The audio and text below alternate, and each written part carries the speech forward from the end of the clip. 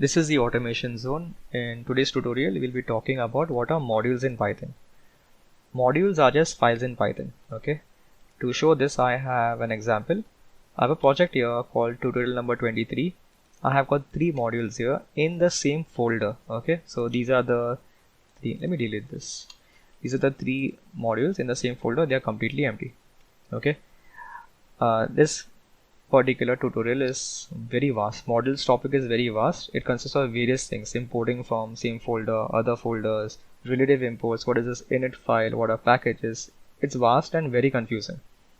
So I will be breaking this topic into small videos. Each video will be more going in depth. Okay, so do see this video because the other one will be talking more and will be going more into complex topics. Many people who have vast experience in Python still sometimes get confused when it comes to modules and imports. So do have a look at this. Okay, so coming back to this topic in hand, the 3 modules all in the same folder. I can use one in the other by using the keyword import. So import my module 2.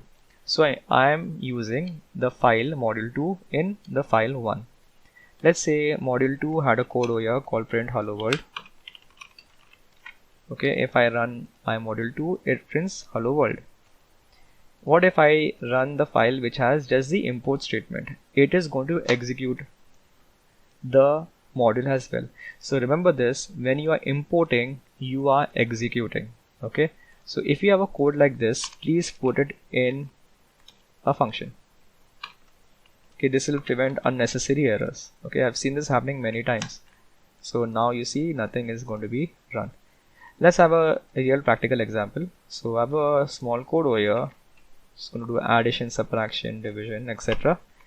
This code is not right. Okay, reality you should check if they are integers or numbers. You should, when you're having division, you should check if the denominator is 0. You should do error handling, etc. But just for the sake of showing what modules are, let's have this code. In fact, let's put a variable also called as name is equal to KAZ. Okay, stands for automation zone. If I were in the same file, I could just type the function name, put in my parameters, which is 10,20, and I would run it, and it would print, or it would run the function. I cannot do the same thing here. Sorry, here. This is not going to work. Okay, how is it going to work? I'm importing the module, right? So take the module and do a dot. I get to see all the functions, all the variables, and if you have classes, all the classes also within the module. I can then select what I need, type in the parameters, and run my code. It is going to work. Okay, this is the way we access functions, variables, and classes within the module. Okay, there's another way as well. Now when we use import, okay, we are importing the module and we access things within the module by using a dot. We can also do from. So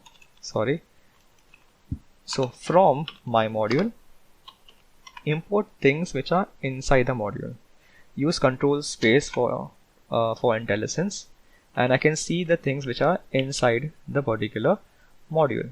Okay, now in our case, because our module is because what we are doing over here from, it's a module, we can see functions, etc.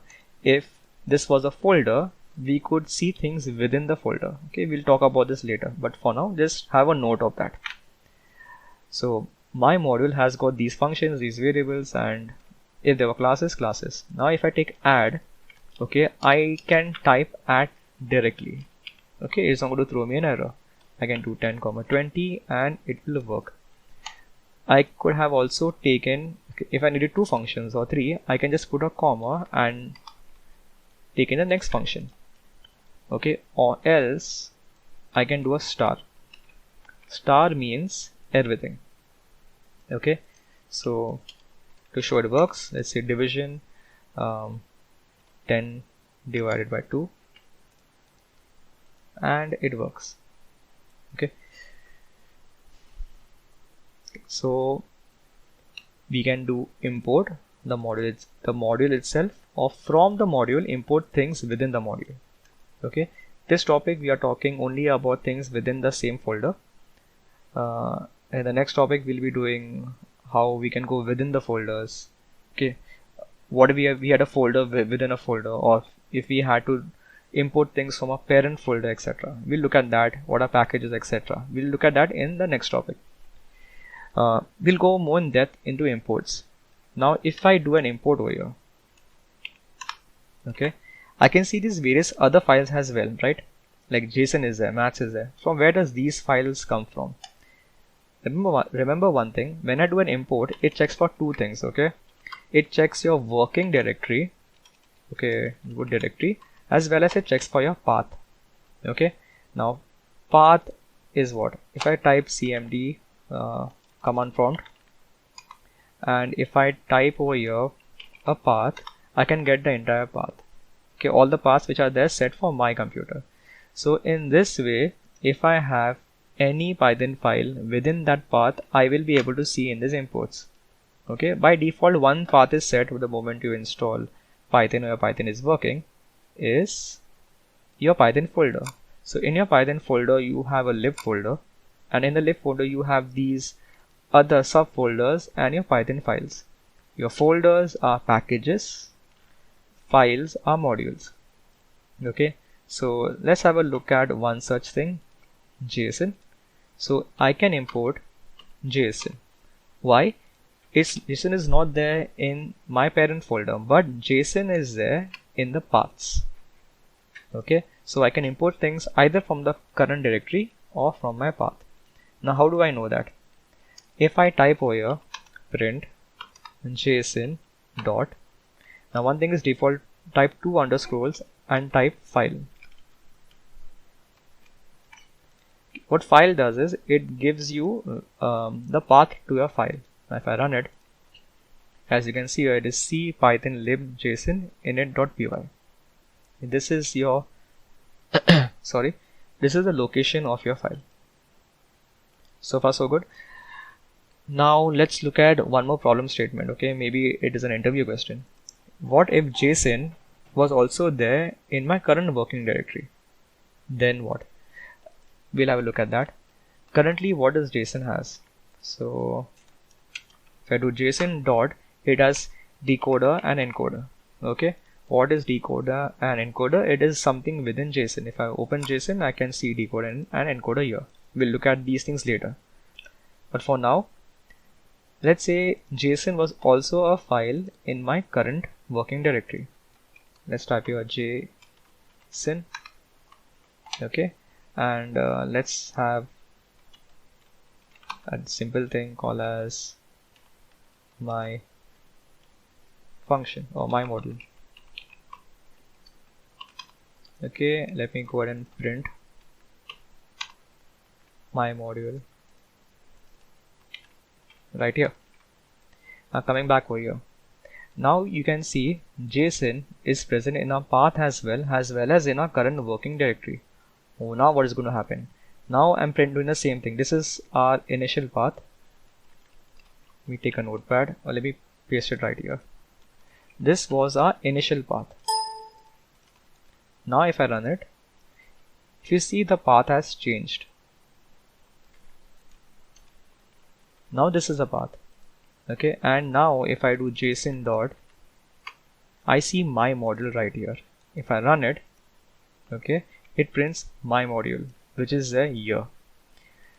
So if a particular file is existing in your working directory as well as your paths, okay, Python is going to prefer your working directory over your path. Remember that thing very well. Okay, so first comes your working directory and then comes your paths. So far so good. Now let's look at a different example as well. I will do the same thing, okay, but I'll do for math. Okay, let me import math first. Import math. Now what math has? If you do math dot, I can see it has got various functions such as cos, etc. So I take cos, let's do cos of 2. Let me go ahead and print it. So again, math will be somewhere within your directory or somewhere, right? If I run it, I get some value. Okay. Now in the same way, okay, what if before that, let me type the path of math as well. See, the moment I type the path of math, it is going to throw me an error. Now, why is it throwing me an error? Remember, if it's throwing an error, it means this particular file does not exist. So what is this exactly? Python has got certain standard library which is inbuilt in Python. Okay, if you go ahead and Google Python standard modules, okay, you will be getting this particular document.